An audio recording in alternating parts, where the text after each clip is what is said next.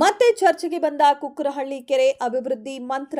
ನೆನೆಗುದಿಗೆ ಬಿದ್ದ ಡಿಪಿಆರ್. ದೆಹಲಿ ಮೂಲದ ಸಂಸ್ಥೆಗೆ ನೀಡಿದ 18.50 ಲಕ್ಷ ಏನಾಯಿತು?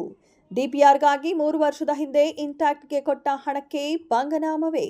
ಮೌನ ತಾಳಿರುವ ಎಂಡಿಎ ಹಕೀಕತ್ತು ಏನು? ಟಿವಿ10 ಕನ್ನಡಗೆ ಸ್ವಾಗತ. ವೈಭವ ವಿಹಾರಿಗಳ ನೆಚ್ಚಿನ ತಾಣ ಕುಕ್ಕರಹಳ್ಳಿ ಕೆರೆ. ಇದರ ಅಭಿವೃದ್ಧಿ ಹಾಗೂ ಸಂರಕ್ಷಣೆಗಾಗಿ ಸಾಕಷ್ಟು ಹಣ ಖರ್ಚು ಮಾಡಲಾಗ್ತಿದೆ.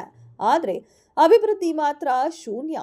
ಯಾವುದೇ ಸರ್ಕಾರ ಬಂದರೂ ಈ ಪಾರಂಪರಿಕ ಕೆರೆ ಸಂರಕ್ಷಣೆಯ ಮಂತ್ರ ಪಠಿಸುತ್ತದೆಯೇ ಹೊರತು ಪ್ರಗತಿ ಮಾತ್ರ 0. ಇದೀಗ ಮತ್ತೆ ಸಂರಕ್ಷಣೆ ಹಾಗೂ ಅಭಿವೃದ್ಧಿಯ ಚರ್ಚೆ ಶುರುವಾಗಿದೆ. ಬಫರ್ ಝೋನ್ ಗುರುತಿಸುವಂತೆ ಮೂಡಾಗೆ ಮೈಸೂರು ವಿವಿ ಪತ್ರ ಬರೆದಿದೆ. ಈ ಹಿಂದೆ ಕುಕ್ಕರಹಳ್ಳಿ ಕೆರೆ ಸಂರಕ್ಷಣೆಗಾಗಿ ಹಿಂದಿನ ಮೂಡಾ ಇಂದಿನ ಎಂಡಿಎ ಕಸರತ್ತು ನಡೆಸಿದೆ. ಸಂರಕ್ಷಣೆಗಾಗಿ ಡಿಪಿಆರ್ ತಯಾರಿಸಲು ದೆಹಲಿಯ ಇಂಟ್ಯಾಕ್ಟ್ ಸಂಸ್ಥೆಯ ಜೊತೆ 2023ರಲ್ಲಿ ಒಪ್ಪಂದ ಮಾಡಿಕೊಂಡಿದೆ.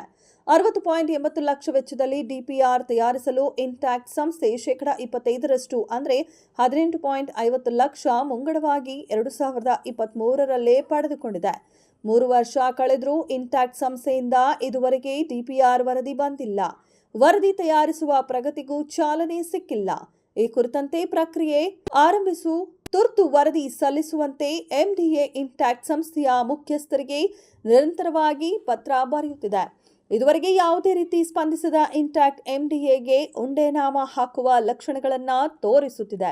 ಡಿಪಿಆರ್ ತಯಾರಿಕೆಗೆ 60.80 ಲಕ್ಷ ವೆಚ್ಚ ಮಾಡಲಿರುವ ಎಂಡಿಎ ಇನ್ನು ಸಂಪೂರ್ಣ ಅಭಿವೃದ್ಧಿಗೆ ಎಷ್ಟು ವೆಚ್ಚ ಮಾಡಲಿದೆಯೋ ಗೊತ್ತಿಲ್ಲ.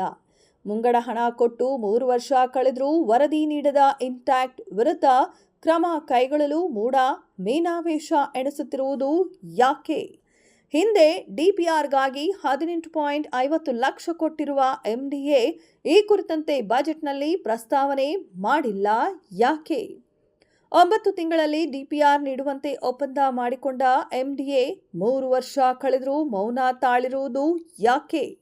ಎಂಡಿಎ ಬರೆದ ಯಾವುದೇ ಪತ್ರಕ್ಕೂ ಡೋಂಟ್ ಕೇರ್ ಎಂದು ವರ್ತಿಸುತ್ತಿರುವ ಇಂಟ್ಯಾಕ್ಟ್ ಸಂಸ್ಥೆ ವಿರುದ್ಧ ಕ್ರಮ ಕೈಗೊಳ್ಳುವರೇ? ಕುಕ್ಕರಹಳ್ಳಿ ಕೆರೆ ಅಭಿವೃದ್ಧಿ ಮತ್ತು ಸಂರಕ್ಷಣೆಯ ಮಂತ್ರ ಪಠಿಸುತ್ತಿರುವ ಎಂಡಿಎಗಾಗಲಿ ಅಥವಾ ಮೈಸೂರು ವಿವಿಯಾಗಲಿ ಜಾಣ ಕುರುಡುತನವನ್ನ ಕೈಬಿಟ್ಟು ಕಾರ್ಯರೂಪಕ್ಕೆ ತರುವ ಕೆಲಸ ಮಾಡಬೇಕಿದೆ.